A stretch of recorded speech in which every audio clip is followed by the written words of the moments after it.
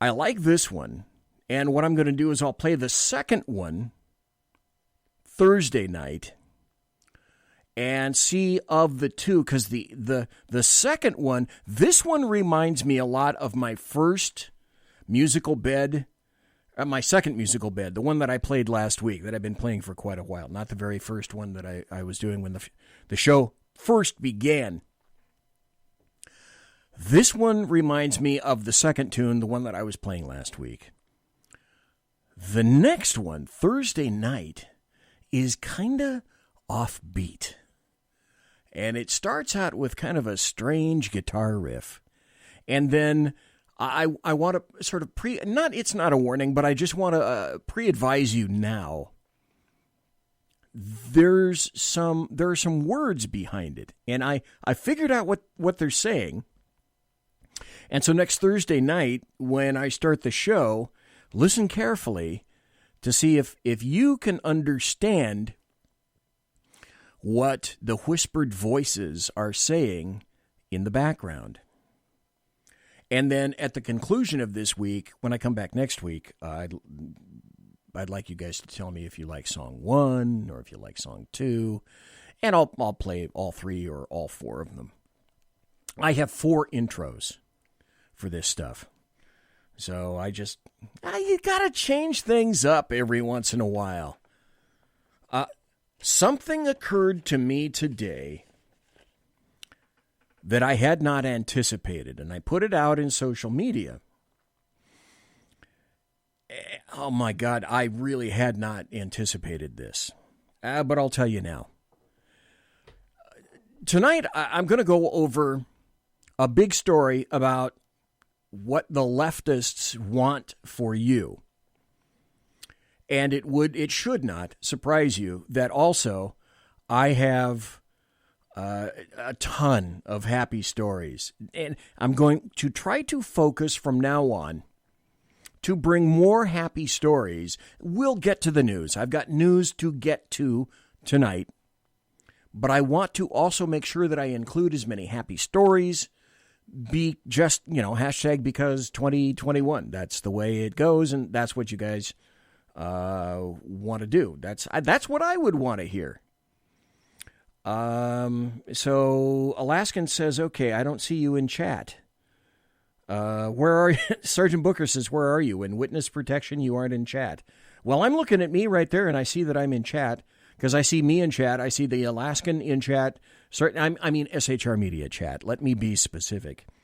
I see Sergeant Booker in chat, and I see 2 viewers who have not been unmasked, because we don't do that here in the Saloon. So welcome to everybody there. Welcome to the folks that are in Facebook. I'm running, if you go to shrmedia.com, go into, that's the audio side of the show. And so you can balance your checkbook or clean your fish tank as you're listening to the show at shrmedia.com. Now, while you're there, you have a choice. You can listen to the show on Spreaker. It shows you where to go for that. Or you can watch the show on YouTube. I live stream on YouTube on the SHR Media YouTube channel, and I also live stream on the SHR Media Facebook page. I say this every time. I still don't know why. For whatever reason, after all the crap that's gone on in 2020 and 2021 with people being absolutely eradicated, I'm still here. I don't get it. Oh, hey, Simone just jumped into chat. Welcome to Simone. I don't understand. I'm not complaining, mind you, but I don't get why I'm here. It used to be said, and there was an individual, Jeremy Hansen used to do my analytics. And as I have indicated before, in 2020, about midpoint 2020, I was getting, 5,000 people. I'm leading to something, by the way. I was getting 5,000 people per show, roughly. And then as the month, that was, May, June, right around in there. The next month, I was getting about 10,000 people per show listening. Now that's everything. That's live and podcasts. And I only discovered later that I get a great amount of people listening in podcast, And then when I would give out my email, I would also discover that for whatever reason, at night, truckers were listening to the show. Obviously, clearly conservative truckers were listening to the show. And that's why all along I've always said something similar to, God bless the American trucker. The American trucker keeps America moving, now more than ever. And so thanks to all the American truckers who have been listening to me in podcast. And then the analytics went up from about 10,000 to 12,000 to about 15,000. And that went up to, I don't know, September, right around in there. And apparently that was too much for Facebook. So once someone or something or some algorithm became aware of that at Facebook, they slashed my ass in half.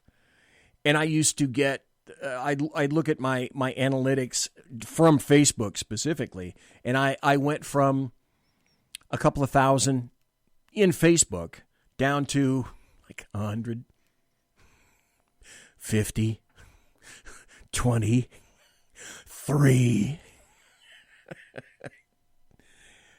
I found that amusing. And to this day, I'm still told that I get good analytics, but I can't find it. I can't figure it out because I'm a damn techno-Luddite, and everybody knows. Then I became aware of this today, and then I put this out on social media. Oh, Jeremy Hansen. Jeremy, for whatever reason, I can actually see you in Facebook chat. And I say again to all the people that happen to be in Facebook chat, for whatever reason, Facebook lets me see maybe every 20th person that's in the chat room. Don't know why. Hey, Dave Milner, welcome. So then I was made aware of this. On FeedSpot, I was sent this by FeedSpot. Then I went to go look at it, and their category was top 75 late-night talk show podcasts you must follow in 2021. And I thought, oh, okay, all right, well, let's see. So I opened it up, looked at the page, and scroll down, and so this is what I saw. And I thought, okay, well, this makes sense. Top 75 late-night talk show podcasts you must follow in 2021. Number 1, Late Night with Seth Meyers podcast. Okay, I get that. Number 2, The Late Night Alternative with Ian Lee and Catherine Boyle. Okay, all right, I get that. Number 3, Sleepless in Studio City. Number 4, Late Night Live, Separate Stories podcast. Number 5, this is kind of cool. I like this one. Sasquatch Chronicles. That's something that I'd like to watch or listen to. Number 6 was Joy Exposed with Jocelyn Wells. Number 7, Going to Bed with Garcelle. Okay. Number 8, ANH Late Night Radio. All right. Number 9. I love the name of this one. Annoying Neighbors Podcast. Number 10, That Guy Show. I think I've heard about that. Here's the funny thing. For being a podcaster, although I love doing stuff live, I don't really listen to podcasts. There are a certain select number of people that I will spend my time listening to or watching. Dave Milner is one of them. He's on SHR. He's in chat right now. I'll listen to Jack Alexander. I try to listen to Jeremy Hansen every day. And then I'll listen to Kate Krasuski on Thursday and Sunday nights. And I'm kind of hit and miss with some of the other stuff. I'm not a real big podcaster or listener kind of guy because I've got one myself. And some of the time I'm, dusting up for my own show. Number 11 is the Day at Night podcast. Number 12 is Goth Yearbook After Hours. Number 13 is Open Loops with Greg Bornstein, Conversations That Bend. Number 14 is the Dating and Relationship Talk Show. Number 15, The Late Night Football Show. Number 16, Vegas Sports Talk Uncensored Podcasts. Number 17 is Another Podcast Tonight. And number 18, out of the top 75 best late night podcasts you must listen to in 2021, is the Bloviating Zeppelin's Berserk Bobcat Saloon. I didn't see that coming. So I'm kind of taken aback. I'll take this in the fashion in which it's meant. I don't see my analytics. I have to admit, I do my show for me and the people that are in the chat room. And if anybody is listening, please, come one, come all. More people, the merrier, especially late at night. I love to have people listen. I love to have people listen live because I'm just a live radio kind of guy. When I first got into radio in the 70s, actual terrestrial radio in the 70s, obviously because that's all you could get was live radio, and I just enjoyed it. The immediacy of doing live radio. Okay, I'm going to tell you some truth now. One of the major reasons that I don't do a podcast is if you do a podcast, that also means that generally you have to edit the podcast. You see where I'm going with this already? I bet you do. You have to edit the podcast and put your music bed in and, edit it nice and tight, nice and close. Well, I don't know how to do that. I mean, I can work in Audacity, but it's kind of a pain. And my producer mostly works in Audacity, although you guys didn't think. Anyway, because I'm a techno-Luddite, that's why I go live. Plus, I just really enjoy going live. But, Dave Milner in chat says, editing is a bugger. It takes me hours. Okay, see, there you go. There you go. Anyway, I'm number 18 in the top 75 late-night talk show podcasts you must follow in 2021. So there you have it. As I am wont to say, I'm the best late-night conservatarian talk radio show you've never heard before. So spread the word. If you're listening in SHR Media on Spreaker, hit the share button, if you would, please. Share it all over the place. If you happen to be watching the stream in the SHR Media YouTube channel, please share that as well. If you happen to be watching the show on Facebook Live, please share it there as well. I was just shocked.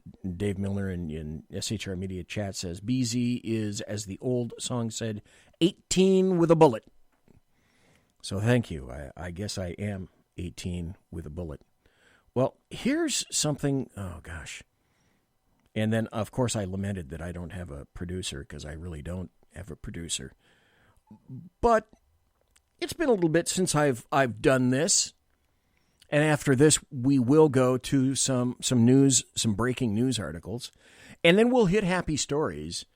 And then I'm going to talk about what the leftists are saying is the rise of the Biden Republicans? Are you serious? Huh. Okay. Come on. The Bloviating Zeppelins HeyJackass.com Chicago Death Toll Update. Courtesy of Chicago Mayor Lori Lightfoot. Thanks, Lori. Really appreciate it. Thanks. You can find this at HeyJackass.com. HeyJackass.com, illustrating Chicago values. Now, March to date, shot and killed 20. Shot and wounded, 137. Total shot, 157. Total homicides, 21. Now, week in progress, March 14th to March 20th, shot and killed 5. Shot and wounded, 34. Total shot, 39. Total homicides, 6. Year to date, shot and killed, 108. Shot and wounded, only 483. Total shot, 591. Total homicides, 114. Now, I've always wondered this, but they don't have the stats here. How many people are shot, I don't know, say in 2020, and then get repeated in 2021? I don't know. That's just kind of weird. I think that's kind of strange. And then there's the shot clock. In the shot clock, a person is wounded every 3 minutes and 1 second, and a person in Chicago is murdered every 15 minutes and 35 seconds. So, hey, Lori Lightfoot, mayor of Chicago, thank you again. Alleviating Zeppelin's HeyJackass.com Chicago Death Toll Update. Courtesy of Chicago Mayor Lori Lightfoot. Well, it's not stopping either. Crime is off the hook. I'm going to do a show on crime, just not yet. I'm going to be putting that together. First, though, like I said, I thought initially that trying to find happy stories was going to be tough. I thought it was pretty tough in 2020, and I thought, okay, it's going to be equally tough, if not more so, in 2021. But before we get to happy stories, there are some news stories that I want to bring to your attention, because you mostly don't hear about these.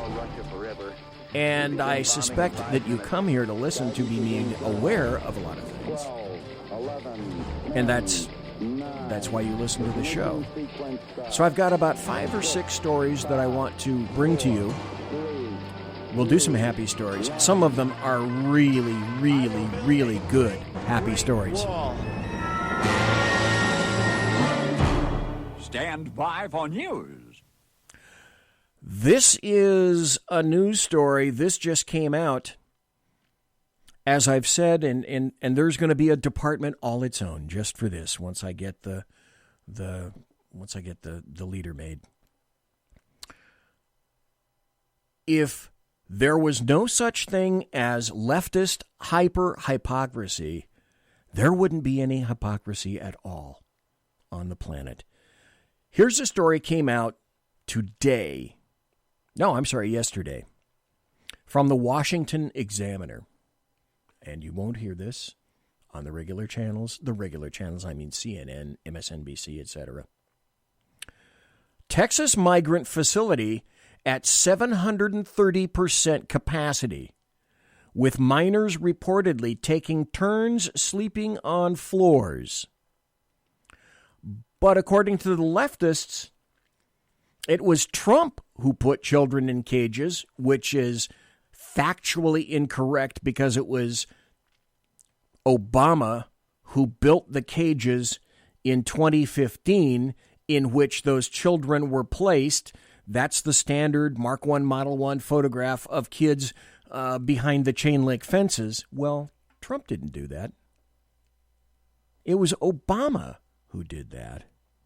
And now things are absolutely off the hook. A migrant facility in Texas was at 730% pandemic-era capacity at the beginning of March as an influx of unaccompanied minors continues along the southern border. Now, I know this is semantics.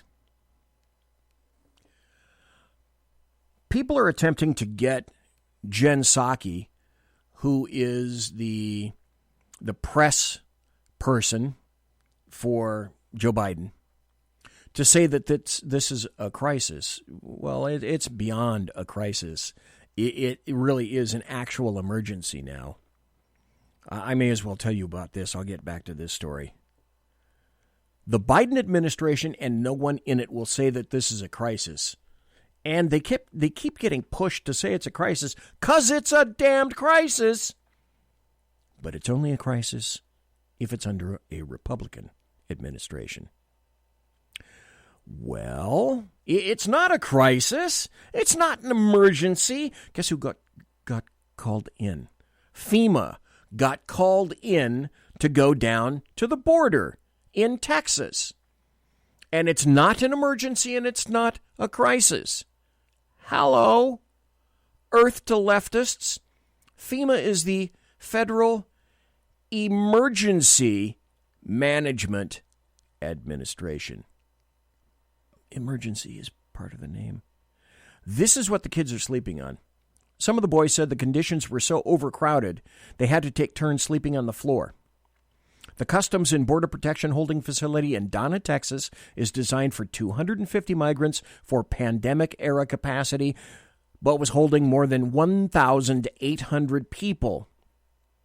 Most of the people that some very sacred news reporters spoke to at the facility had reportedly only showered once, even though they had been in CBP care for days. And again, the American media maggots are not going to tell you about this, but it's, like I say, if leftists didn't have hyper-hypocrisy, there wouldn't be any hypocrisy at all. Now, allegedly, all of the illegals that are coming through, although I'm sure they don't, are tested for Wuhan 19. Most don't. Some are being trucked deep into the United States. There's a big facility that's going to be opened in Dallas, Texas, very shortly to place these people. It's going to become catch and release very, very, very quickly.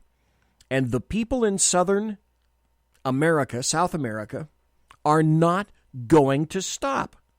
Central America and South America, they're going to continue because they've been told, and all of their friends and buddies are telling them, you get a free white Biden t-shirt and all the entitlements you can drink. So come one, come all to America. That's okay in this leftist environment. But it would be terrible and it would be heinous if it occurred under Trump. Here's another story. President Trump called these people fake news, and they are. Here's the story. Washington Post, which is why you can never trust the legacy media. I guess you could call it the legacy media. I call them the American media maggots. Washington Post was panned for massive correction to a Trump Georgia election story. So, they made up the quotes. The Washington Post wrongly attributed multiple remarks to Trump from a phone call with Georgia election official. He said he didn't say that. And wouldn't it be odd if Trump were right? And isn't it odd that Trump has been right about every damn time he said he was right? The Washington Post and the legacy media with regard to conservatives, Republicans, and specifically President Trump lied then, lying now, will lie to you baldly, nakedly in the future. The Post initially reported Trump had told an official working in Georgia, in the Georgia Secretary of State Brad Raffensperger's office, to find the fraud in the state, which he narrowly lost to Joe Biden, and that she would be a national hero if she did. However, a newly emerged recording of the December 23rd call found he didn't use those words. Instead, Trump said she would be praised when the right answer comes out and encouraged her to closely examine mail-in ballots in Fulton County, the heavy blue and most populated county in the state.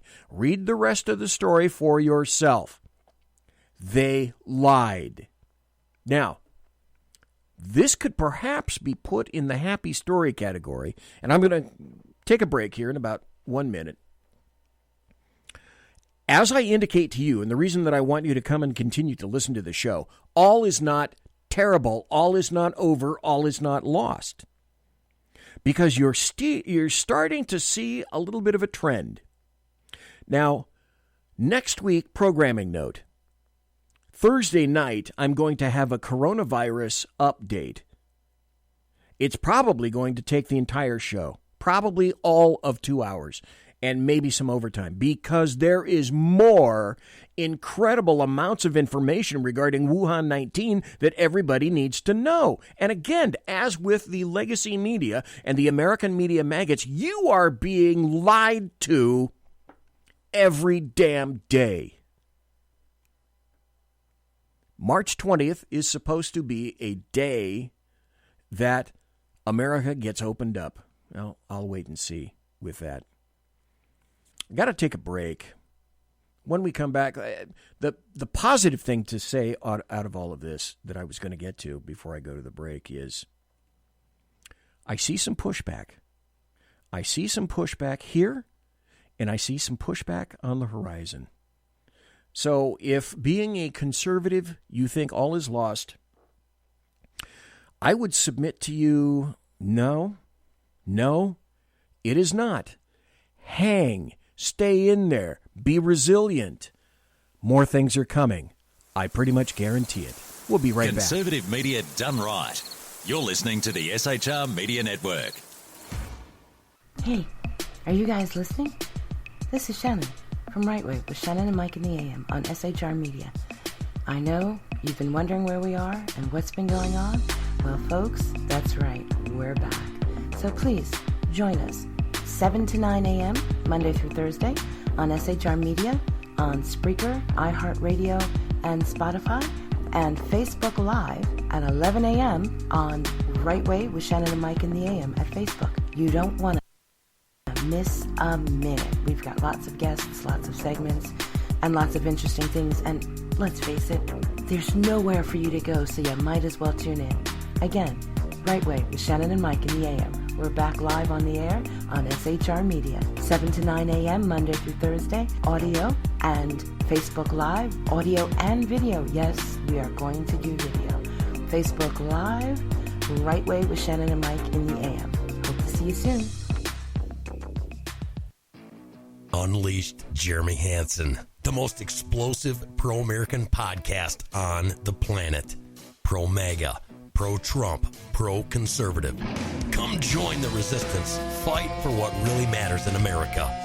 5 p.m. Central on UJHLive.com, Spreaker, iHeartRadio, Pandora, or MAGAbook.com. Come join the resistance and fight for America. Unleashed Jeremy Hansen.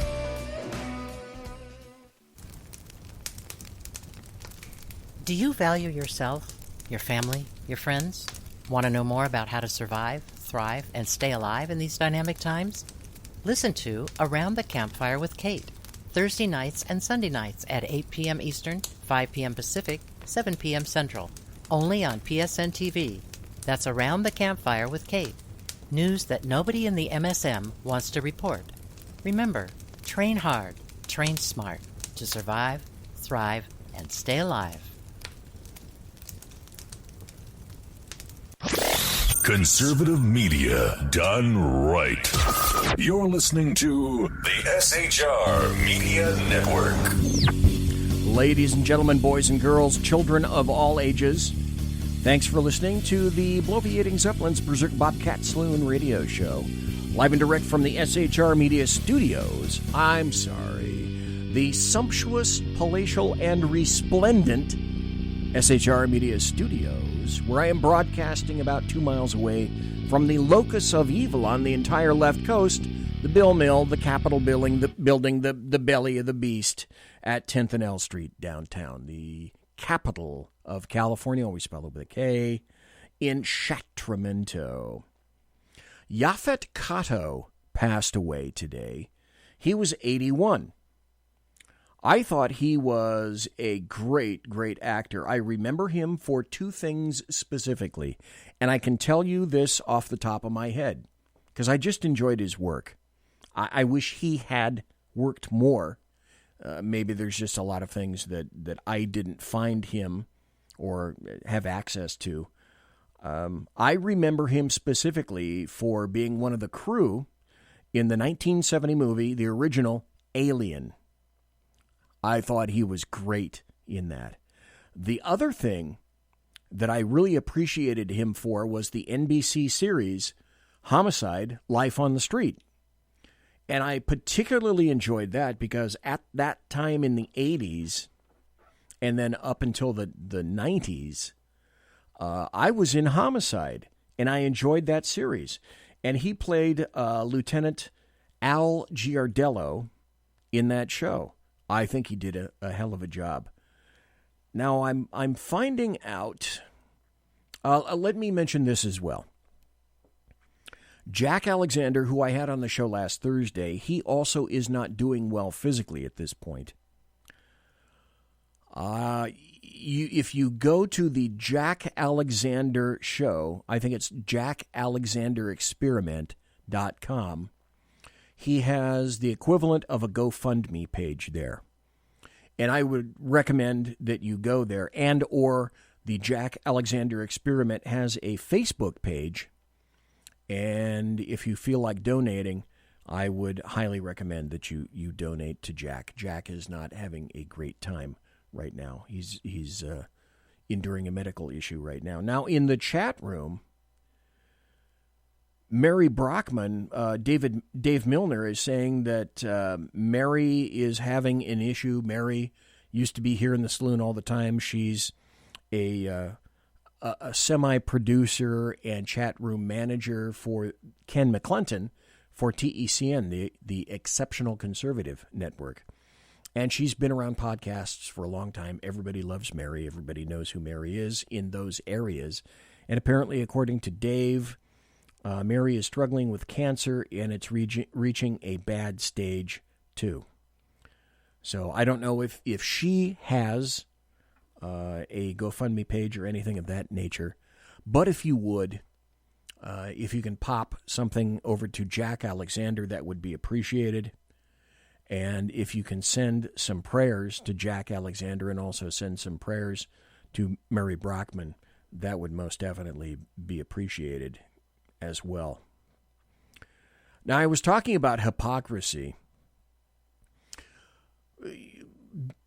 If leftists didn't have hypocrisy, really there wouldn't be any hypocrisy at all on the planet.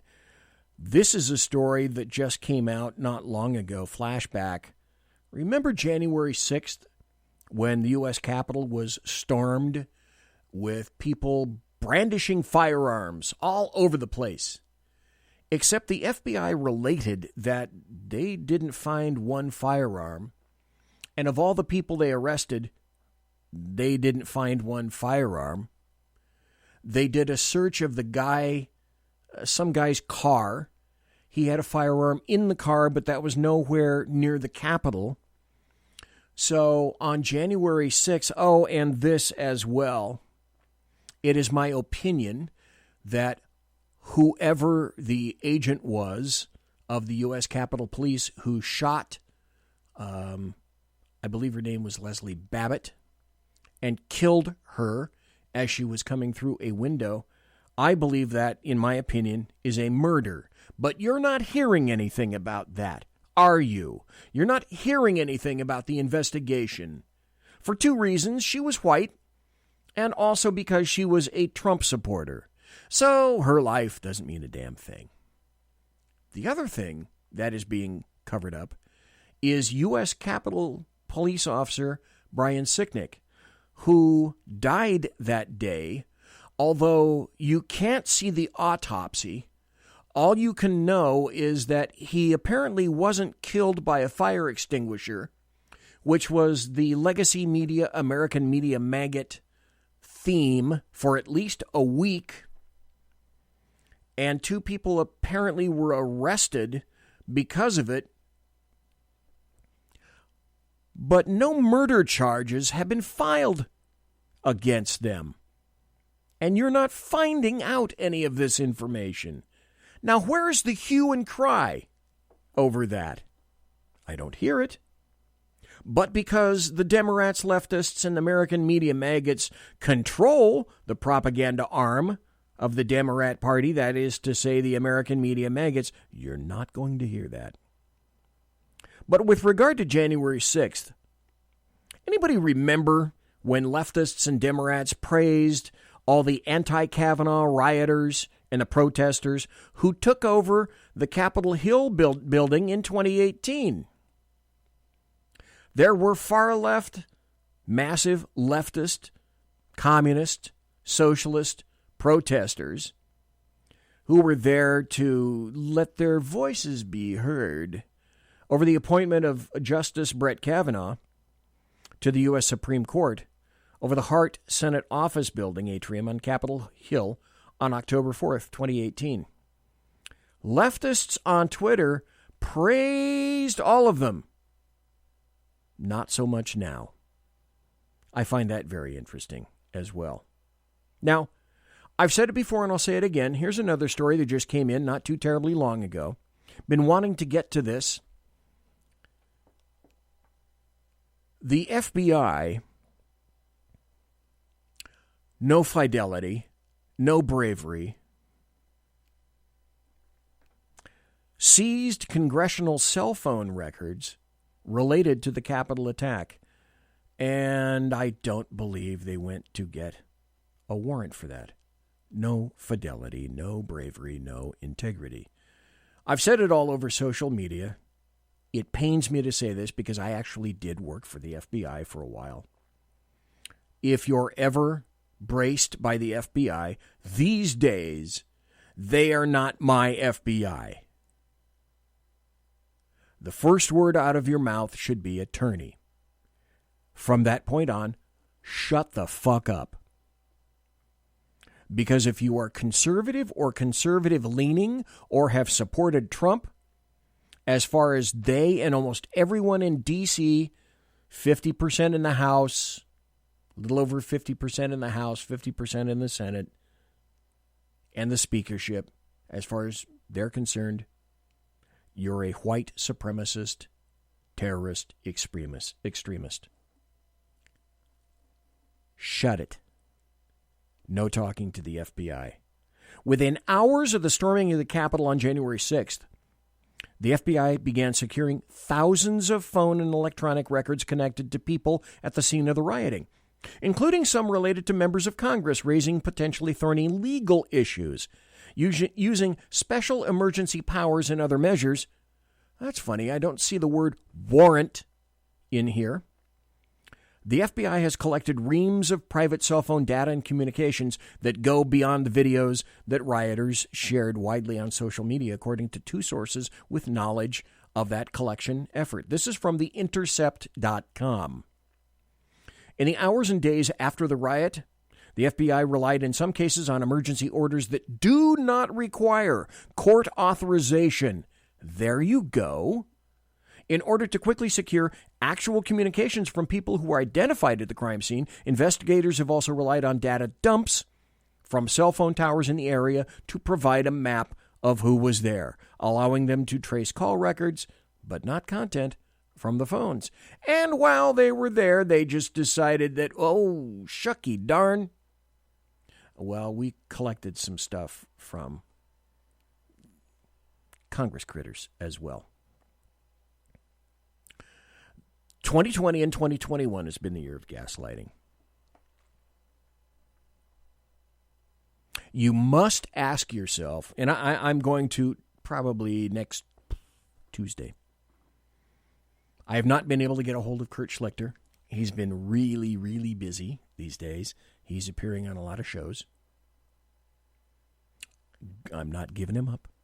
I'm still attempting to contact him. Next Tuesday, I'm probably going to do an SHR Media special report about gaslighting and how everything that leftists and Democrats tell you is absolutely 180% wrong. It's all a lie. Knowing that, because we are thinking adults and human beings who listen to me right now, aren't you asking yourself? And you better. Because once I saw that 20-minute statement that Biden gave live, and of course he took 0 questions at the end of that, you'd better be wondering who's running the show. And with that in mind, where is this going? Dozens of House Democrats want Biden to give up sole authority to launch nuclear codes and nuclear weapons. Why is that? Why is that? Why specifically the Democrats?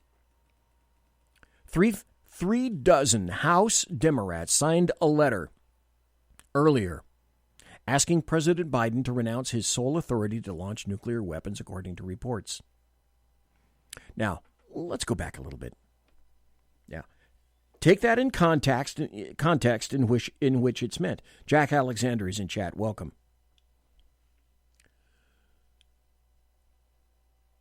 The reason the president is bestowed the rather awesome power of the nuclear football is because during an emergency situation, you're probably not going to have the ability to run this shit through Congress and have a quorum and have everybody show up.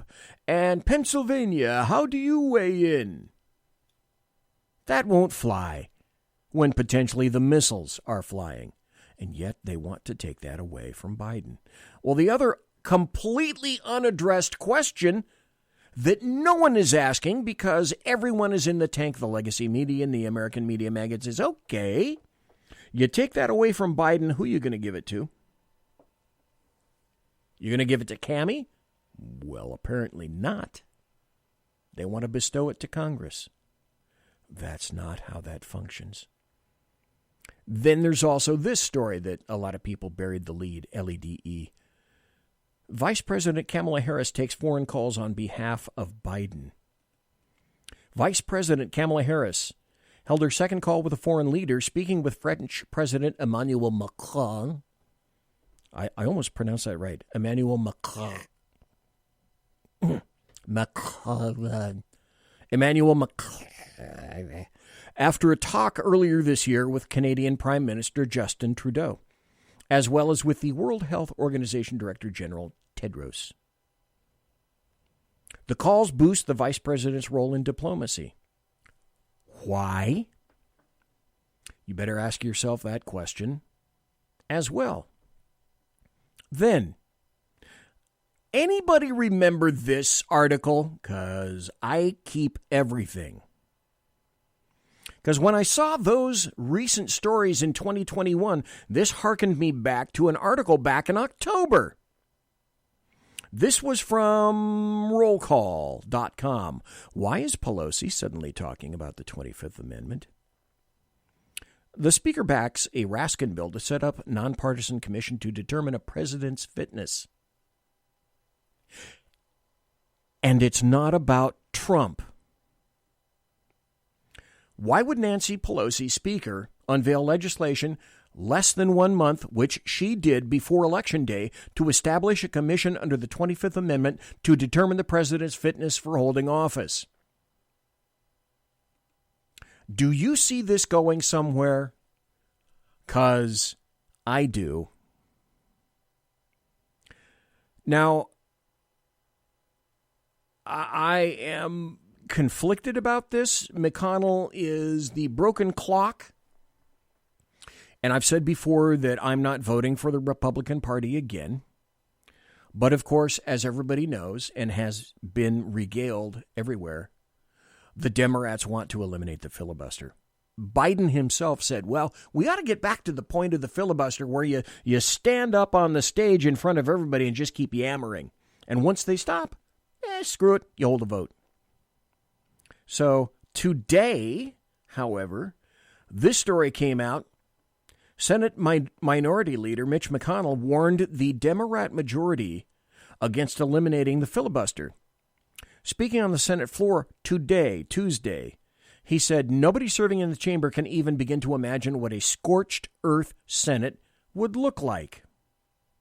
Anybody remember? Let's harken back to Harry Reid. Anybody remember Harry Reid? I can remember Mitch McConnell telling Harry Reid something similar to, you might not want to do that. That might be a bad idea. But on the other hand, this is part and parcel of what the Democrats want to scrap. I've said this before and I'll say it again. This is a large package, writ large, in order to accomplish one specific goal: to take control of the political process in D.C. so that the Republicans or any conservative or any other group or any other party would never have power again. If you eliminate the filibuster, that means you need a vote of 50 in the Senate. You win. Now, with the Senate split, all you have to do is have Cammie go, I'm voting with the Democrats. That's all you'd need. Then they'd create and make D.C. a state. 2 senators right there. I wonder what those senators would be. Would they be Democrats, perhaps? Duh. And then they'd want to make Guam a state. If it hasn't tipped over by now, you might have to consult with Hank Johnson on that one. 2 more senators right there. Why not Puerto Rico? Make that a state. 2 more senators right there. Potentially 6 brand new senators who would be voting leftist because that's the nature of D.C. and sure as shit it's the nature of Puerto Rico, and they'd make sure it was the nature of Guam. And then, of course, if they pass H.R. 1, where in that bill you're going to get a mail-in ballot, specifically, no state can demand to see identification, and that's the beginning of the end of voting, of any security whatsoever in voting. To keep them elected in perpetuity. But here's why. And this is, again, this goes back to what I said at the beginning of the show, and why we're going to go, probably we're going to start before the top of the hour break, I would guess, with happy stories. There are a ton of them. Because they know, the Democrats know, that legislatively they can't push any of this crap through. So they're going to have to cheat. So they're going to have to make sure that this all comes out by legislative fiat with no filibuster, with an expanded Supreme Court going to either 13 or 15, whatever they choose, with other states, additional states, and additional senators that would glom onto them because they know in 2022, in 2022, they know there's a really good chance this shit is going to bite them in the ass. Because when you open up the border, even Democrats are starting to say, why are you doing this? They just quantified it as mayhem at the border. This is by a Democrat saying it's mayhem at the border. We just got rid, allegedly, of Wuhan 19. A lot of states are still locked up tight. Oh, the stuff I'm going to tell you on Thursday night about Wuhan 19 and the crap that you're not supposed to hear about. And I would submit the at least 100,000 plus deaths that didn't have to occur because no one decided to prescribe hydroxychloroquine or perhaps a Z-Pack prophylactically because Trump said it, so we can't abide by it. Not even now. Shit is going to turn around in 2022. Folks, that's next year. So if they don't ram all of this crap up your ass right now, they're fully cognizant of the fact that they're likely going to lose the House and lose the Senate. And if Biden is still around, he's lost too. 2 things I always wondered about drugs. I said this on my social media. I'm really active on Twitter. At BZEP, at BZEP on Twitter, at BZEP on Twitter. First, I said last year with Dr. Fauci, Wouldn't you love to give a blood test to Dr. Fauci? I would. Because you know what I think you'd find? You'd find a fairly significant amount of hydroxychloroquine on board. Dr. Fauci hates hydroxychloroquine because it's efficient and it's cheap. We can't have that. Because, by the way, did you know that he's behind remdesivir at $5,000 a dose? And he's also in NIH, who, because of him, they've been sending buku bucks to the Wuhan facility, where they're attempting to weaponize, and apparently have done quite a nice job, on Wuhan 19. Dr. Fauci's involved with that, too.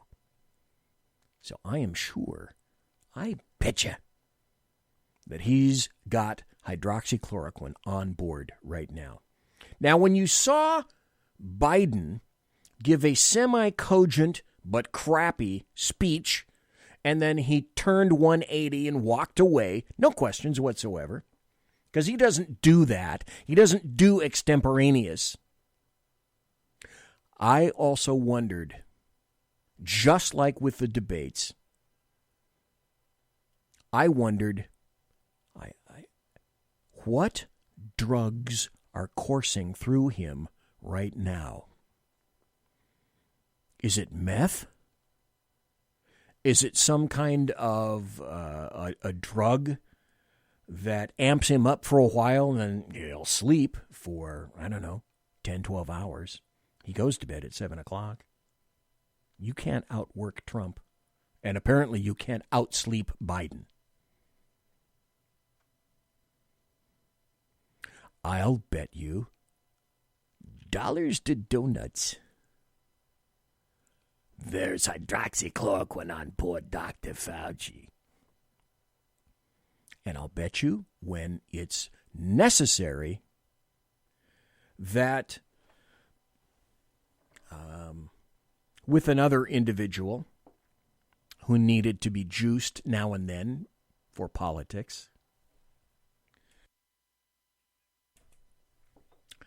I bet Biden's doctor, if you're listening, that was air quotes. If you're watching, you saw the air quotes. Biden's doctor decided that that he needed a little bit of assistance for these really important speeches. And then you can't let him go too long, because you don't want to get him addicted. And you can see he's not addicted because of the way that he acts otherwise.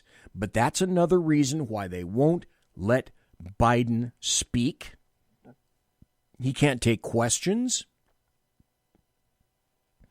I still say, Dave Milner in chat says, it's likely anti-dementia drugs. And like you, I've wondered what effect they're having on his system. I'll say this and then I'll wrap it up and we'll take a break. It's almost 9 o'clock on the left coast. It's almost midnight on the east coast. And it's almost 1749 and 242.7 drawer 3, page 60 time in Bolivia, because I could never get Bolivian time. I just doesn't make any sense to me. I can't help but wonder how long. Well, vote. I got a minute before the break. What do you guys think? How long do you suspect it will be before, because of the information that I read to you earlier that I displayed for all to see and hear, Pelosi pushing the 25th, Biden not allowed anywhere near the nuclear button?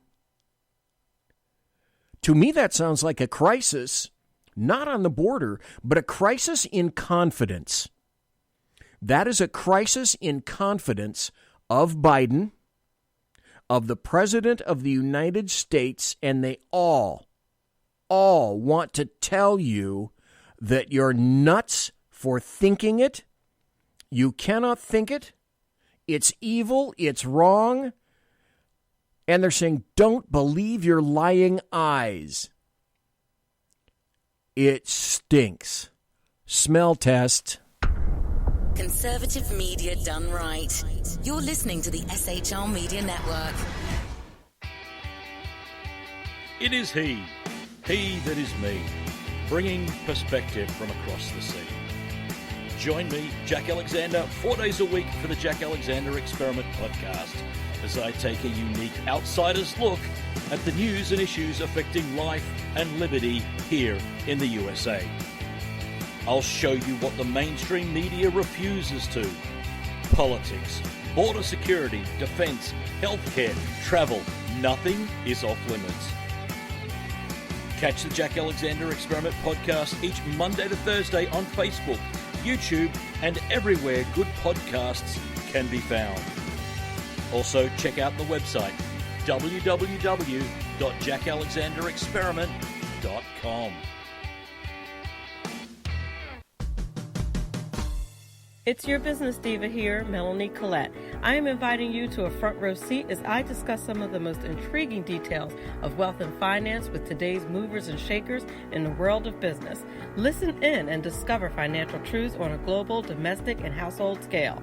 Uncover topics that will impact your wallet today and in the future. Money Talk with Melanie airs Monday through Friday, 5 p.m. East, 2 p.m. West, right here on SHR Media and High Plains Pundit Talk Radio. You can't afford to miss it. After 6 years covering terror and corruption, the Unpleasant Blind Guy is making a change.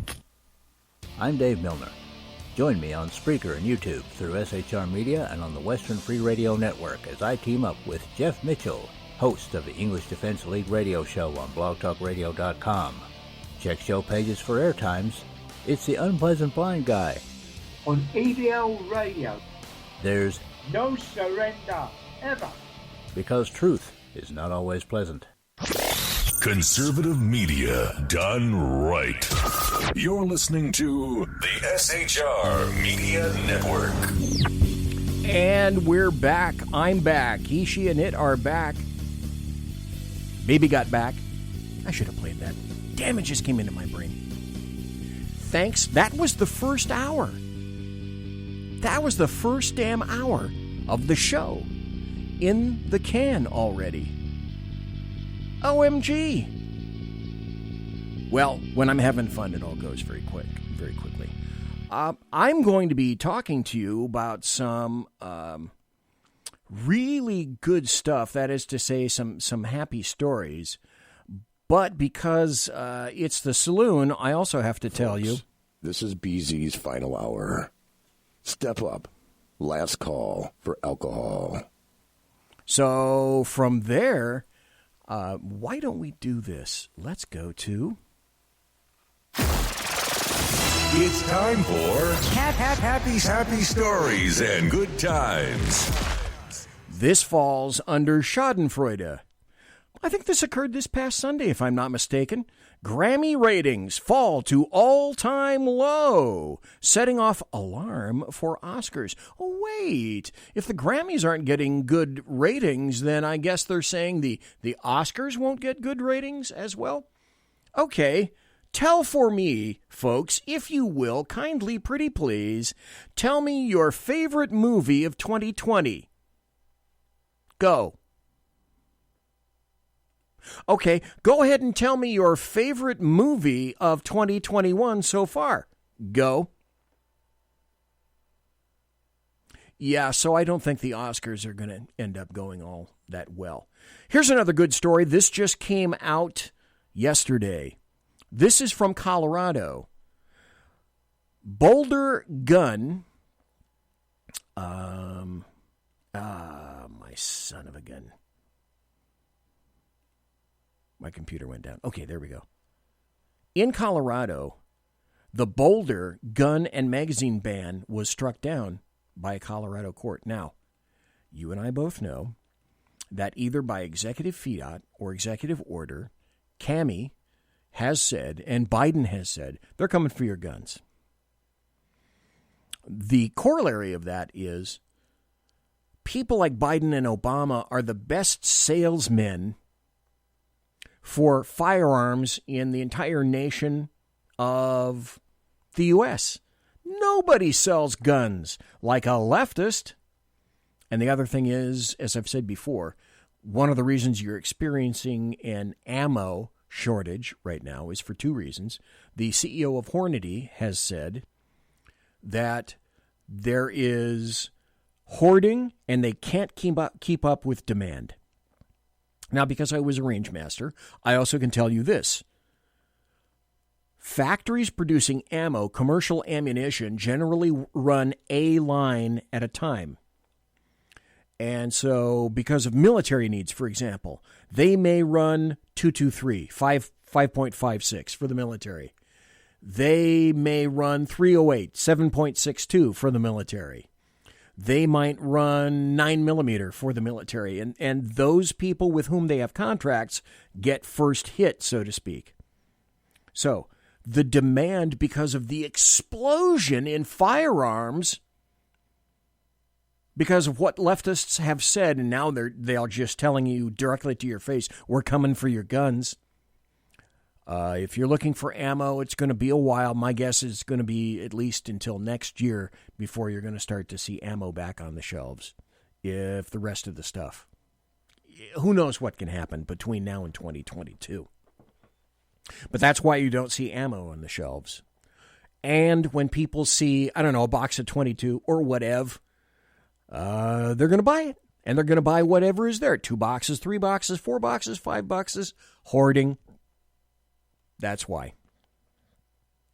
Boulder, Colorado's ban on modern sporting rifles and magazines that can hold more than 10 rounds is a violation of the state's firearm preemption laws, according to a district judge in the city that declared the local law null and void last Friday. The gun and magazine ban was enacted by the Boulder City Council in the summer of 2018, has been the subject of multiple lawsuits challenging its legality. This particular case was brought by 2 Boulder residents who challenged the authority of the City Council to enact or enforce the gun ban, given the fact the state legislature in Colorado has reserved the right to set the gun laws in the state. And a judge said, you know what? That's correct. And those gun bans and magazine bans, gone. That's a happy story. Here's another one. Remember those 6 Republicans, those establishment Republicans? They're facing 3 threats right now. Trump, redistricting, and Democrats. And those, excuse me, can I say this? Those assholes are going to get primaried. Former President Trump's strategy to further the American First agenda has included taking meetings, making endorsements, and raising money. 6 of the Republicans are going to have a little bit of a problem. And number 1 on the list, I can't wait to see this dick fall. Adam Kinzinger of Illinois, Representative Anthony Gonzalez, Ohio, Fred Upton, Michigan, John Katko, New York, Peter Maher, and David Valadao of California, always spelled with a K. I think that's wonderful. Primary the crap out of them and keep it moving. If Republicans go back to acting like conservatives, and I don't have hope for that, I would consider Liz Cheney. Whiskey Dale said Liz Cheney. Hey, Whiskey, I didn't say hello. Well, welcome to the saloon. And while we're talking about it, this just came in also. Indiana, the House in Indiana, voted to eliminate the license to carry a handgun in Indiana. The bill specified that certain offenders still could be prohibited from carrying handguns.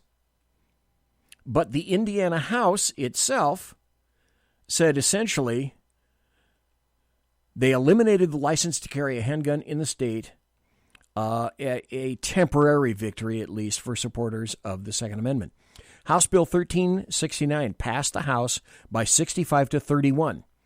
Now it heads to the Indiana State Senate, and it repealed a law that required a person to obtain a license to carry a handgun in Indiana, according to the Indianapolis Star.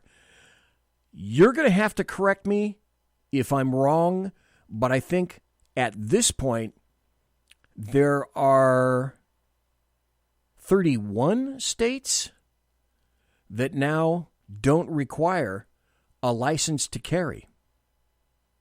And I think that is a wonderful thing, a very wonderful thing. Then there's this. A Trump-appointed judge overturns Biden's 100-day ban on deportations. So there's a slight positive thing out of this. A Trump-appointed federal judge indefinitely blocked Biden's 100-day moratorium on most deportations. District Court Drew Tipton in Houston issued a preliminary injunction put forward by the state of Texas. And also, to let you know, because of that, the lawsuits are absolutely flying throughout all of this. If we could only get Democrats to go down to the border. There's also from this, this is a story I believe from the Daily Wire. Sheriffs can arrest feds. This is from Missouri. Damn, should I look at Missouri? Sheriffs can arrest feds who violate citizens' gun rights, new Missouri County Ordinance says. Well, wouldn't that be a pickle? One Missouri county concerned that the federal government might infringe on the Second Amendment right of its citizens passed an ordinance this month which would invalidate any such attempt by the federal government. That would be a challenge. 9mm at midnight. I'm working. I'm thinking. First time, this is from CNN Business, and this goes on the heels of what I said before. First-time buyers fuel pandemic-related surge in gun sales. Again, buttressing what I said before in terms of nobody can sell a gun like leftists. Absolutely nobody. Here's another story. Federal law prohibits employers and others. This is from, February 23rd of this year. And this is from statnews.com, which is medically oriented, as you would probably guess. Federal law prohibits employers and others from requiring vaccination with a COVID-19 vaccine distributed under an EUA. Ever since the Food and Drug Administration granted emergency use authorization for 2 new vaccines, employers, schools, and other organizations are grappling with whether to require COVID-19 vaccinations. While certain organizations are free to encourage their employers, their employees, students, and other members to be vaccinated, federal law provides that, and at least until the vaccine is licensed. And this is the difference. The vaccine has to be licensed. Up until that point, individuals have the option to accept or decline lawfully to be vaccinated. So they're operating right now, and I'll go into this in great depth on Thursday. They're operating under an emergency use authorization. And that is a massive difference between being licensed and know the difference. Oh, Sergeant Booker in chat. This is a great line. This is why I have some of the finest people in chat. Sergeant Booker in chat says Obama was Employee of the Month at Smith & Wesson 96 months straight. I got to believe that. Here's another happy story. This was back in February, but for once, this guy told the truth. Also, I happen to see this. I'll get to the story in just a second. I happen to watch Maria Bartiromo on Fox News. I think she's very sharp, and she spoke to Trump today and asked him directly spot on. Are you going to run for president? And he equivocated a little bit, as, you know, it's really early, and I'm sure that, you know, I doubt that we were going to get anybody, specifically him, say, oh, yeah, I'm running. But I found this very interesting and a happy story, because at least some of these people realize what they're faced with. Romney. I'm pretty sure Trump would win the 2024 GOP nomination if he ran for president. And I would completely agree with that. Would you guys agree with me on that? Then there's Cuomo. There's so much stuff going on with Cuomo right now. At least 6 women have come out with regard to Cuomo. So I'll ask you right now. Do you think Cuomo will make the rest of the year? I wish I could tell you that I knew for sure, but I honestly don't know. I truly do not know. And the reason I say that is because I have very little confidence that Democrats, they may nibble around each other, but I don't see Democrats really taking each other down massively. So he may go down, but I don't know. I'm of a 50-50 mindset for that. This is from The Guardian. Every once in a while, the truth slips out. Key Biden aide said pandemic was the best thing that ever happened to him. A book came out. Anita Dunn said privately what aides would never say in public. The COVID battle is what killed President Trump. A senior advisor to Biden in his campaign for president believed COVID is the best thing that ever happened to him, a new book reports. It was, the authors add, a necessarily private comment that campaign officials believed but would never say in public as the U.S. reeled from the impact of the pandemic and hospitals stretched to breaking and with deaths mounting and the economy falling off a cliff. And I would have to agree with that. Absent Wuhan 19, and because I am still disabused so much of coinkydink,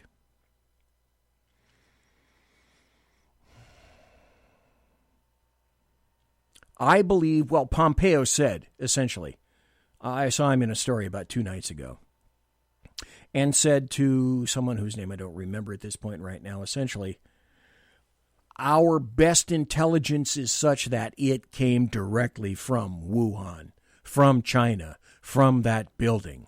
And anyone that tells you is telling you an incorrect thing.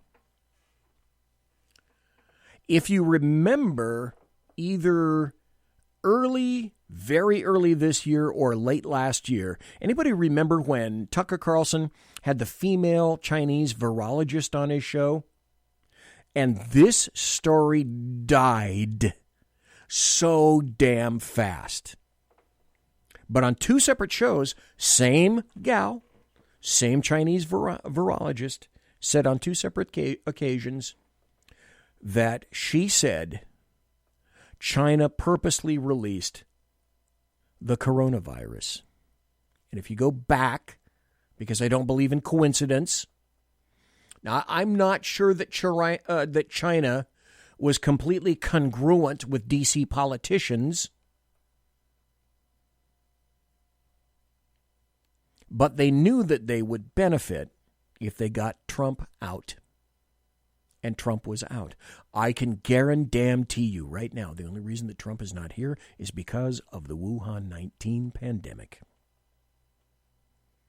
And this individual who fled China, and no one knows where she is right now, because I'm sure that people are looking for her if she's even still alive.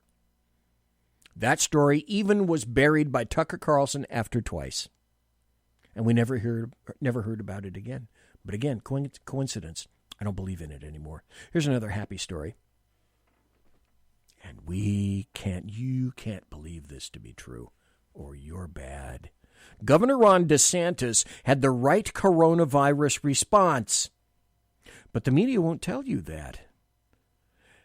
How is it that Governor Ron DeSantis in Florida, a state with one of the highest percentile of older people in the United States didn't have an absolutely blowout 15,000 death case situation in Florida nursing homes. Because, as he said numerous times, his job one was to protect the people in the nursing homes. And leftists don't want you to know about that. That was a success. And this is a weird story. I can't say it's necessarily a happy story, but I got to ask you, would you do this? Would you do this? Would you consume this? I found this and I thought, oh, I got to tell you about this story. KFC is going to 3D print chicken using lab-grown, this is a quote, meat of the future. The fast food chain wants to develop the world's first laboratory-produced chicken nuggets. Yeah. Let's see. If I had a producer, what I would have said is laboratory-produced chicken McNuggets.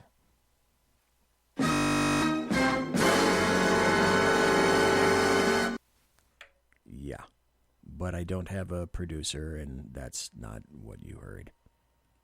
Would you eat laboratory-produced chicken McNuggets? I don't think I would. I think this is probably going to be the last story. And I'm getting to this in a roundabout fashion. As you well know, from 2016 on, you heard nothing but lies from the Democrats, the leftists, and the American media maggots because Donald John Trump, OMB, Orange Man Bad, the guy with the dead orange cat on his head, scared them shitless. Because he was getting things done. And he didn't care how he did it. And he was working for you and me in the United States. And he was working for people in the middle class. And he couldn't do it all himself because he's only one guy. But he did the best. I think he did the best he could. But again, the Democrats are going to pull every crappy trick in the book to make sure that he doesn't come back. And not only that he doesn't come back, but you don't come back and vote for somebody who begins to ride a tidal wave of populism or middle-class power again.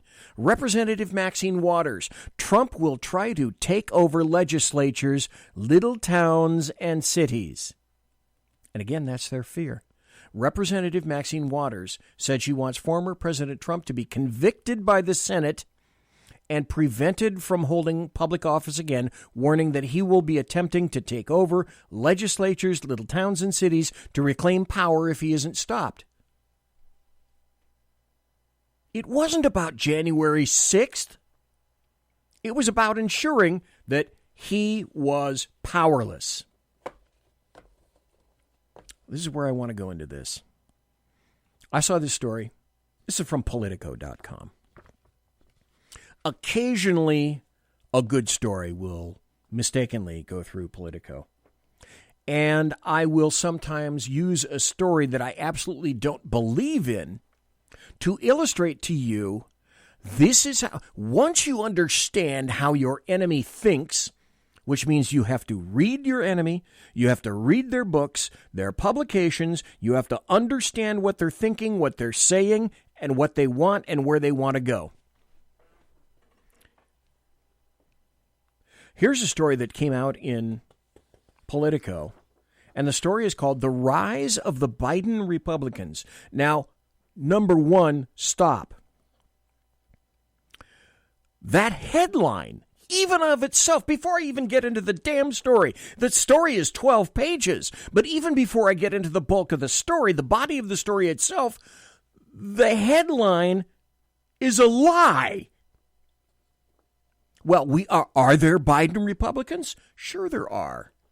The Lincoln Project.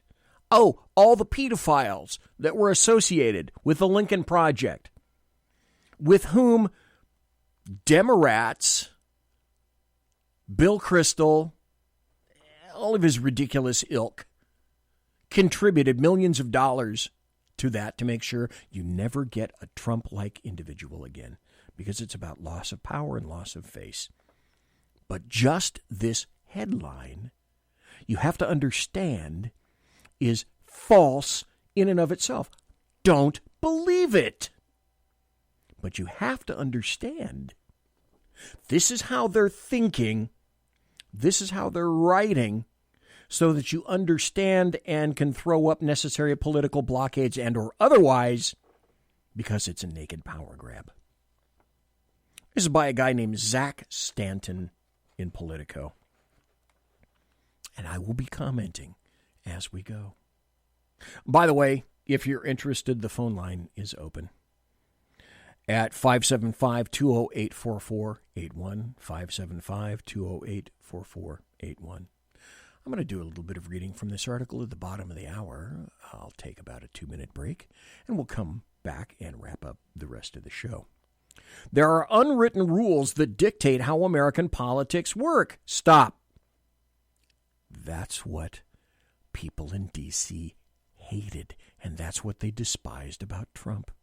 He wasn't working according to God's great plan. Former presidents shouldn't weigh in on quotidian partisan squabbles. An incumbent senator shouldn't support a primary challenger running against a fellow incumbent.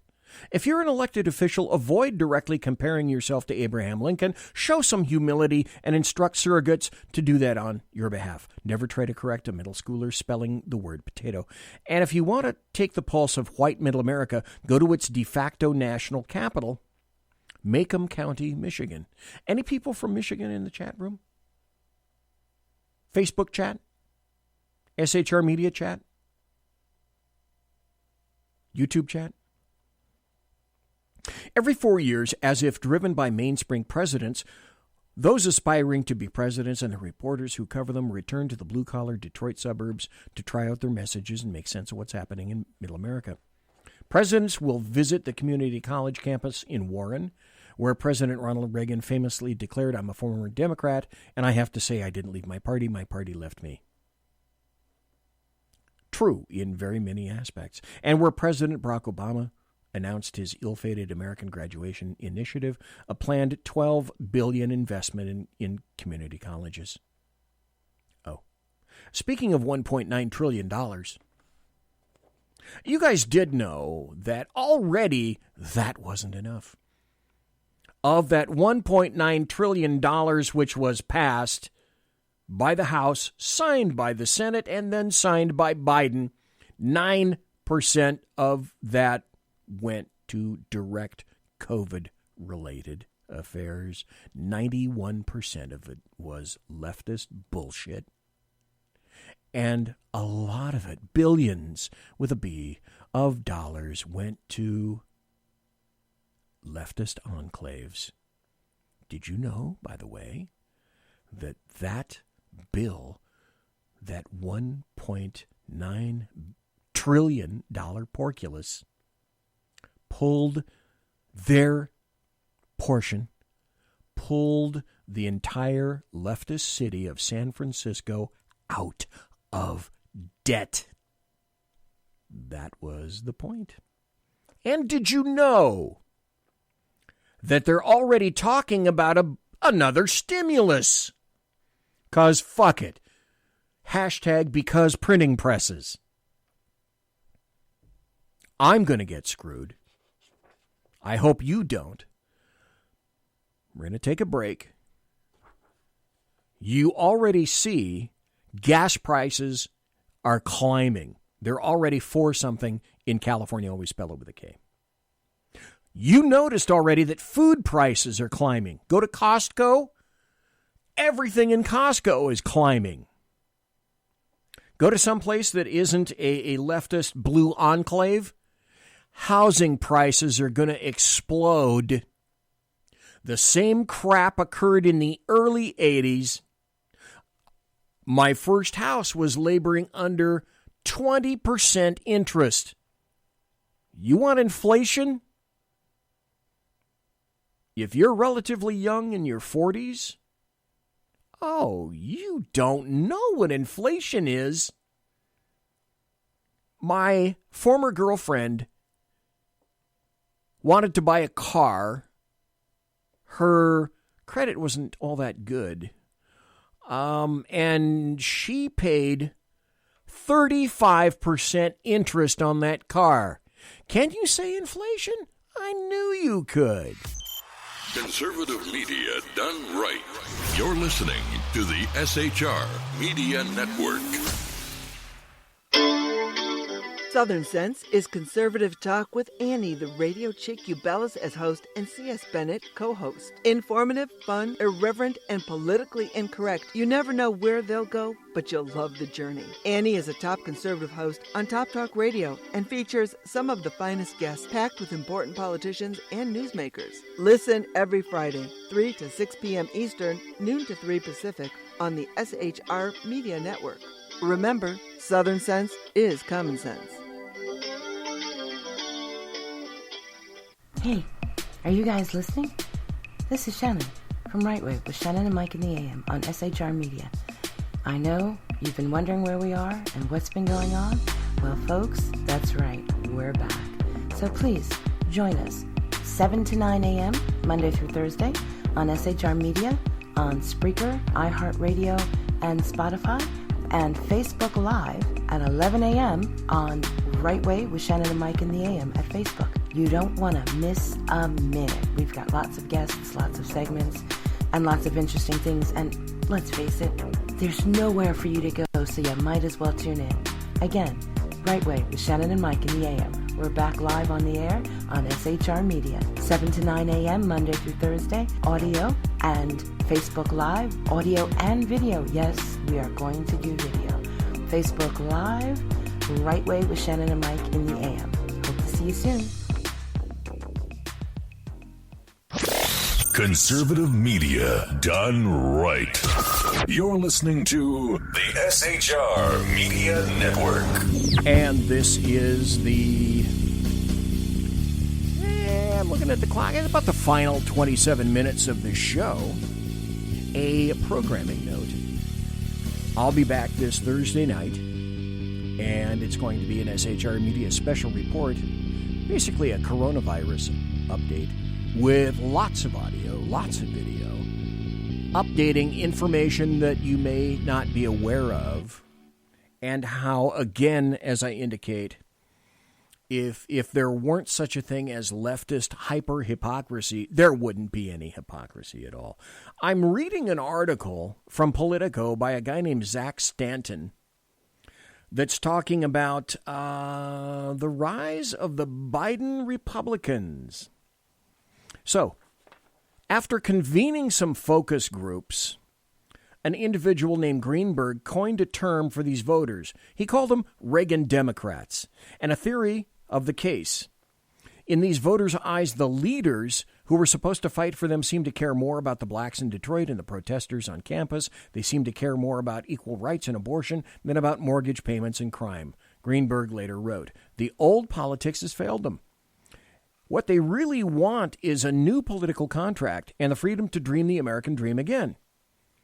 It's the site of an historical upheaval that has wrecked the old and promises a new volatile kind of politics. For 4 decades now, that historical upheaval and the quest for the support of Reagan Democrats has defined American politics. From the rise of Bill Clinton's New Democrats, which Greenberg, as Clinton's pollster, had a central role in creating, to George Bush's compassionate conservatism, to Barack Obama's poll-tested evisceration of Mitt Romney.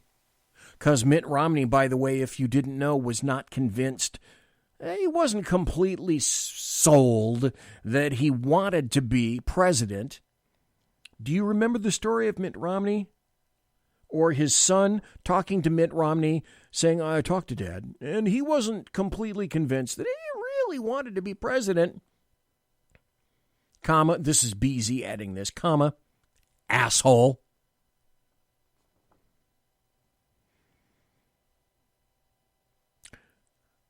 Donald Trump's white grievance mongering and tirades against NAFTA After Obama won makeup in 2008 and 2012, Trump captured it in 2016 and 2020. Then the rubber hits the road. Then something important happened. In leaning too hard into white identity politics and perhaps being too focused on what he thought Reagan Democrats wanted, Trump accelerated the rise into a new voting bloc that is, in many ways, the mirror image of the Reagan Democrats. Stop. That's a lie. That's a lie. Trump leaned too hard into white identity politics. What are the two facts that we know under Trump that no one was interested in repeating? Oh, that's right. American blacks had the lowest unemployment in 50 years under Trump, and Hispanics in America had the lowest unemployment in 50 years in America. But it's all about white identity politics for Trump. Anyway, Trump accelerated the rise of a new voting bloc. We're supposed to call them the Biden Republicans. Like the Reagan Democrats, they're heavily white and they live in suburbs. And where the Reagan Dems were blue-collar and culturally conservative, Greenberg sees the Biden Republicans as more affluent, highly educated, and supportive of diversity. Oh, you mean like the lockstep Democrats? But the point of the article is this. Do you see how they craft the argument, trying to sell you on the fact that maybe you really should be a Biden Republican? Because don't you want diversity? Who doesn't want diversity? But just listen to what they're saying.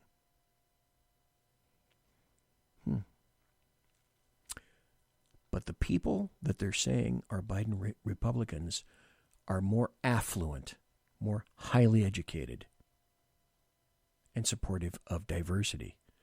Do you see how this is a sell for Democrats? Because don't Democrats and leftists tell you continuously that they are more affluent, they are more highly educated, they are more supportive of diversity?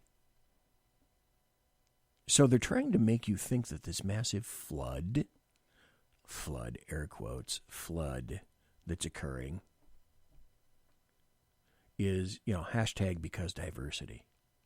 No, they want this to be a self-fulfilling prophecy and sell you on this bullshit.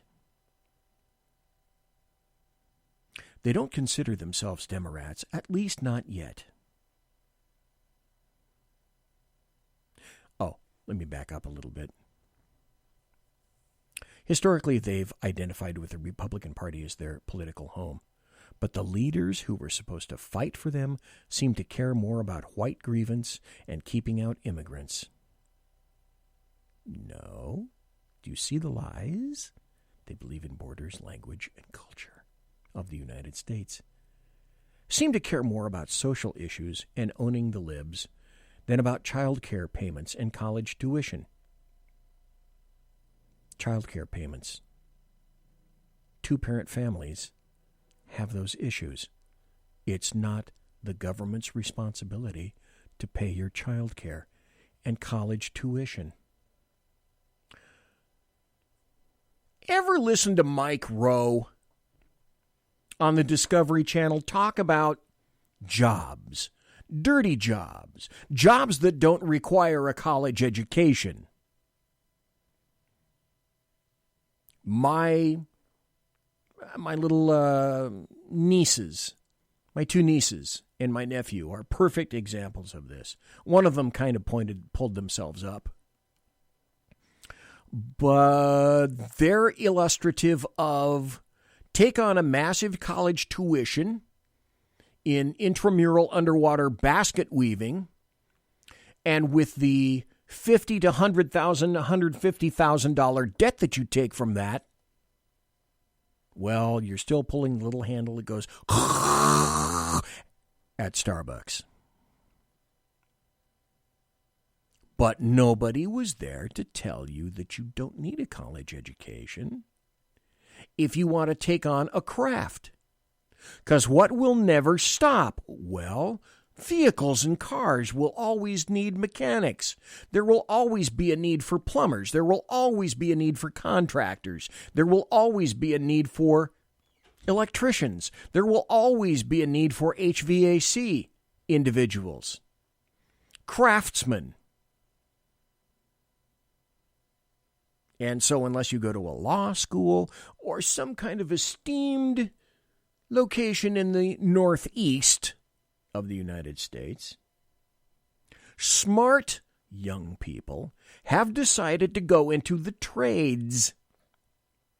In 1 year, if you're halfway decent and you have some experience, you can make 6 figures. Let me just stop right there. Said it before, I'll say it again. Blacks, Hispanics, Democrats, the party of racists, want to kick American blacks aside. And if you think American blacks, you're going to have political power in the future, you're not. Because the Democrats want illegals. You can no longer be counted on as a loyalist. And so whatever political power you have right now is soon to be crushed and washed away if the flood continues. Were you aware that we take roughly 1 million lawful immigrants throughout the world per year in the United States? The crush and flood here is going to reveal that the bulk of the people coming across the border now, COVID-ridden or not, and many are unskilled.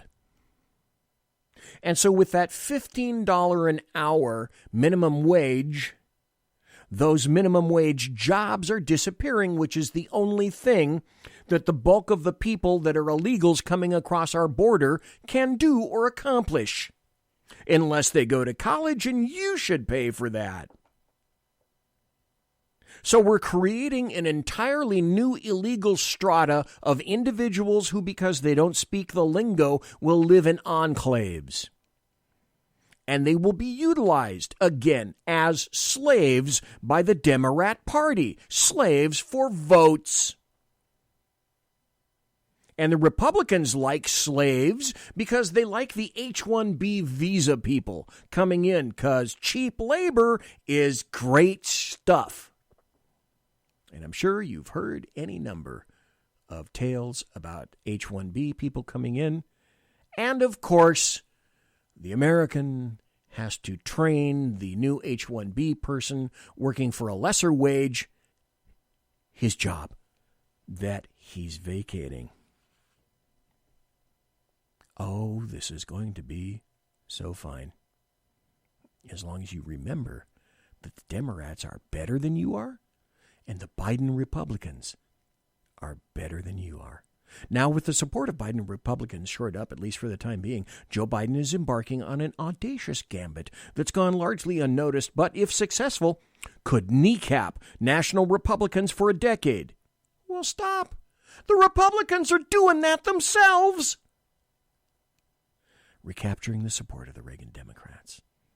Biden is very self-consciously campaigning for Macomb County-type white working-class voters for whom race is not the only thing driving their vote, but who went to Trump in 2016 because of globalization and their belief that Democrats are not fighting for American workers, said Greenberg, now based in Washington, D.C., where he continues to work in political polling. America First rhetoric.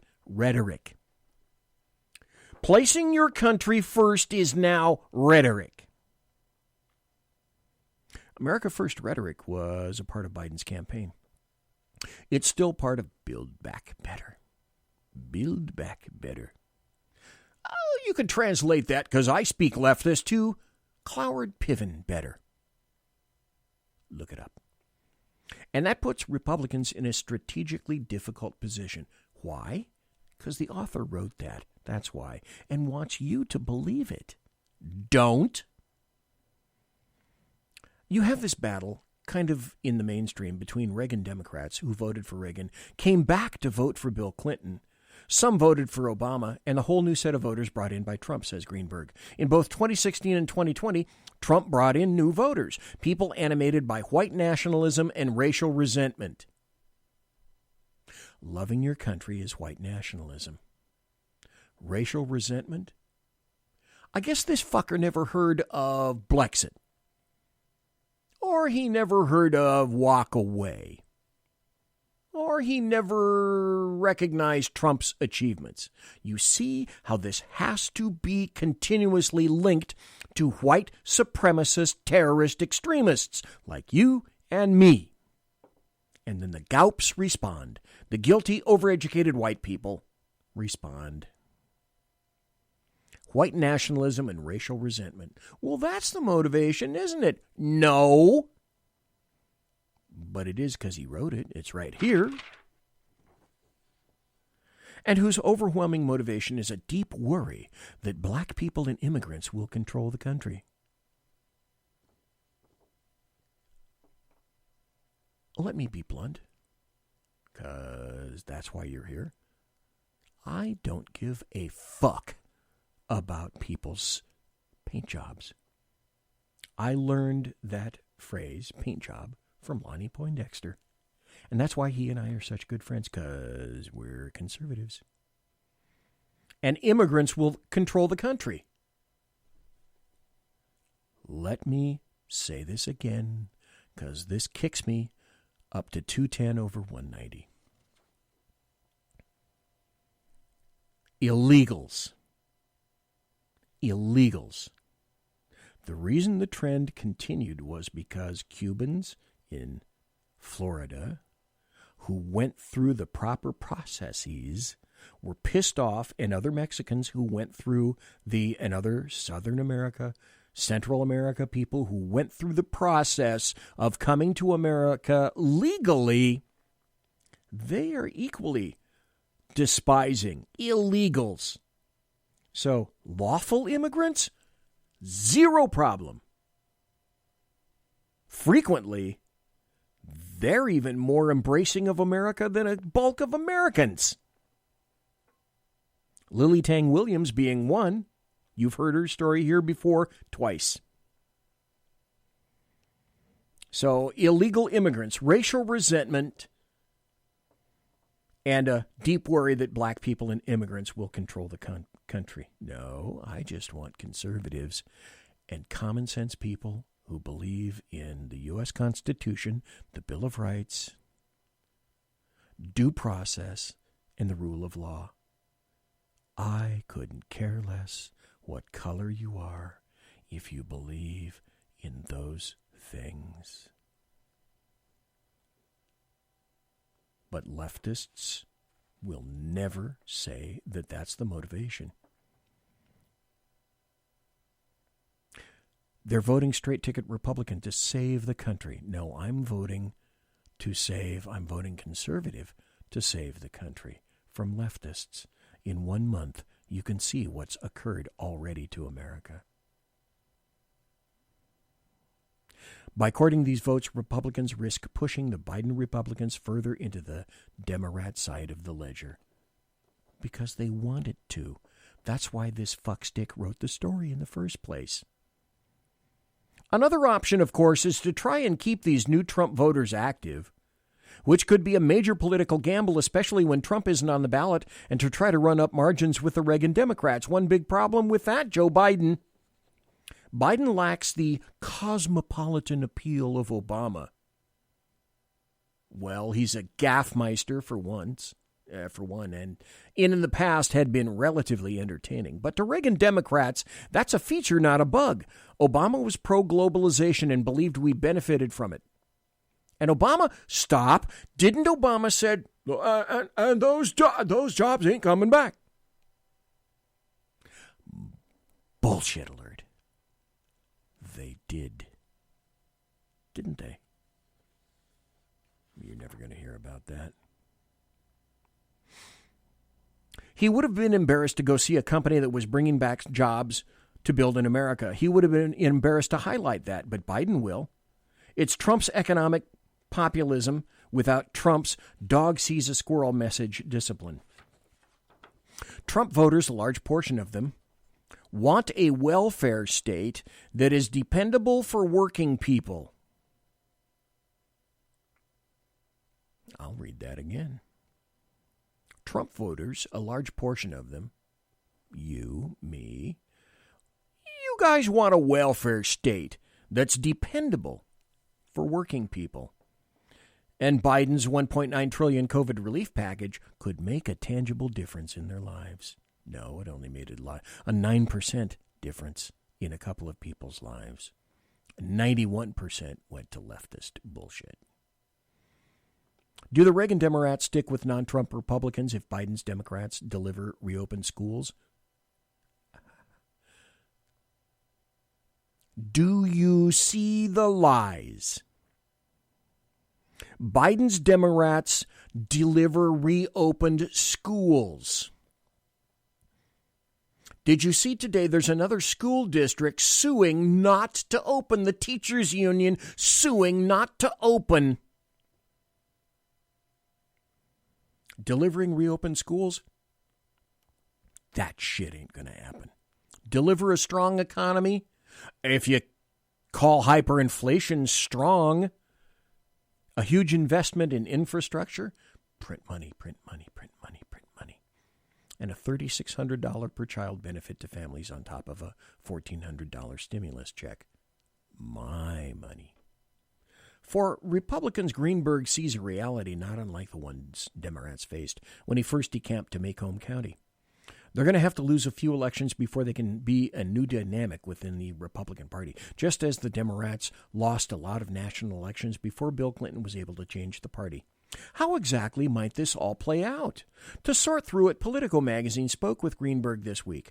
A condensed transcript of that conversation follows, edited for length and clarity. You know, I'm not sure we understand all the dynamics in American politics right now. You have this battle kind of in a mainstream between Reagan Democrats who voted for Reagan, came back to vote for Bill Clinton, some voted for Obama, and a whole new set of voters brought in by Trump. And I don't know how it's going to play out. First, there's one level of discussion that's about persuasion. If you look at the Reagan Democrats, they were dealing with the unions. They were part of establishment networks. You know, they would reject it in particular elections, but in most elections, they were aligned with what the big unions were doing.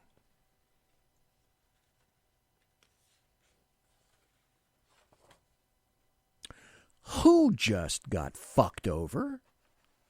In the very first week of the Biden regime? Oh, that's right. Unions. Because Biden said, dude, you don't need that job. Fucking learn to code. Parenthesis, comma, asshole. And Democrats were winning down ballot despite their problems at the presidential level.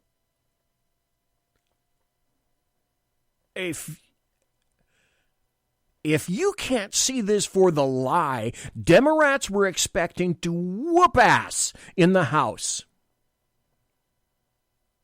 Not much whoop ass going on. They were disappointed because they can't say that, though. It's a lie. It's another lie, promulgated by writers like this guy. Then overlaying the persuasion battle is this engagement and mobilization component. Trump came to lead a kind of Tea Party, anti-government revolt against elites, air quotes. It really began in a revolt against Obama and the idea an African-American president. See, do you understand the people that write this shit? And the so-called Biden Republicans, all they see is skin color and sex.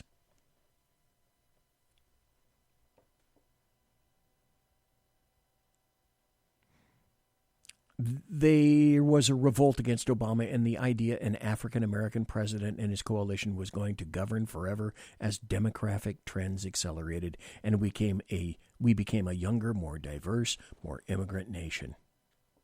See my previous comments. I don't give a crap if you're an immigrant.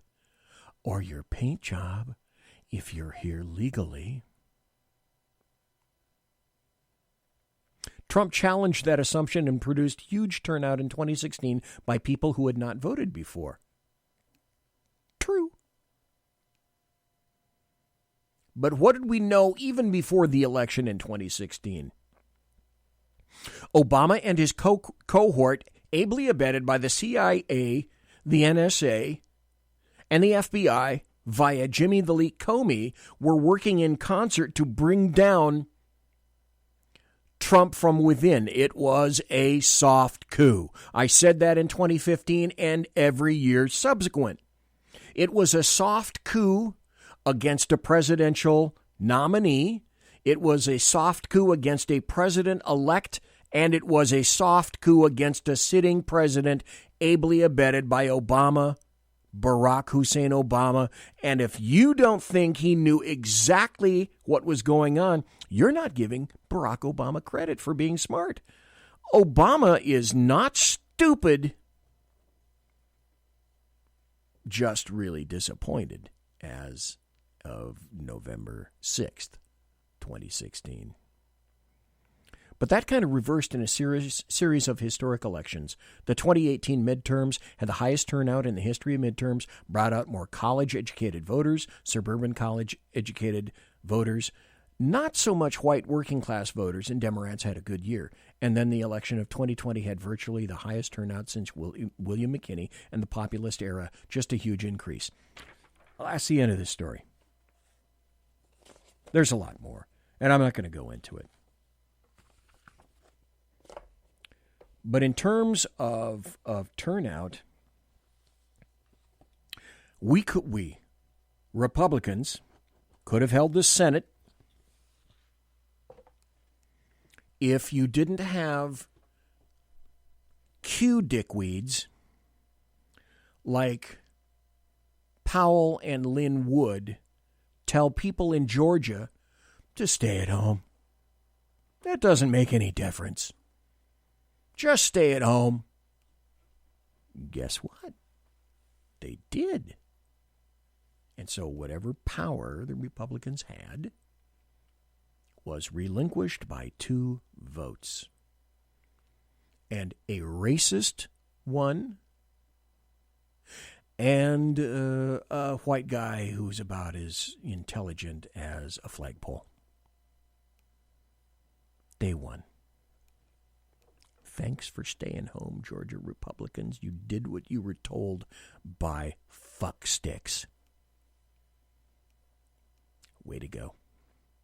Really nice. That's 1 for you. 19 for me. Wow, that's a Beatles tune. Taxman. Imagine that. Huh. Oh, the stories that we weave. And oh, the stories that leftists weave. And oh, the stories that the legacy media weave and the American media maggots weave.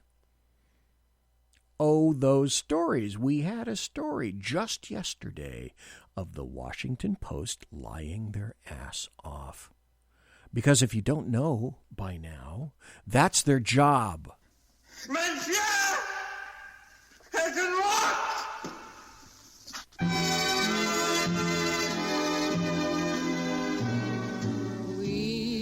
Ladies and gentlemen, boys and girls, children of all ages, thanks for listening to the Bloviating Zeppelin's Berserk, Bobcat, Saloon radio show, live and direct right here on the SHR Media Network.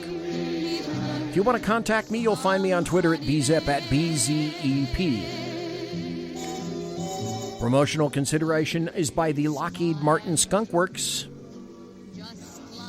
and was by Boeing, was by Pratt & Whitney. They're coming back, okay? They're coming back. Hey, BZ was voted one of the 75 best podcasts, late-night podcasts, to listen to in 2021. Out of 75, I was in position number 18. You know what? I'll take it. Tiaras are by My Little Pony. Thanks to my personal KC-135 Kettle One refueling team, with whom I shall be concerting in less than an hour. And thanks to you, so kindly, for listening live tonight. Thanks for being in chat. Thanks for listening in the podcast. Thanks to the American Trucker. You keep America moving. I appreciate each and every one of you for taking the time out of your day or night to do so. Come back Thursday night. God bless. Take care. Be safe. Everybody quiet down now and get some sleep. Good night, everybody. Good night, Mama. Good night, Ben.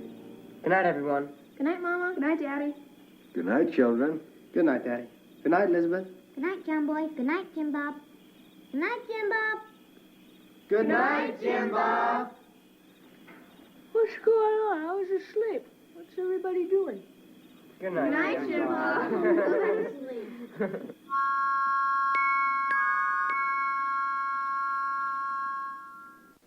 Good night, and good luck.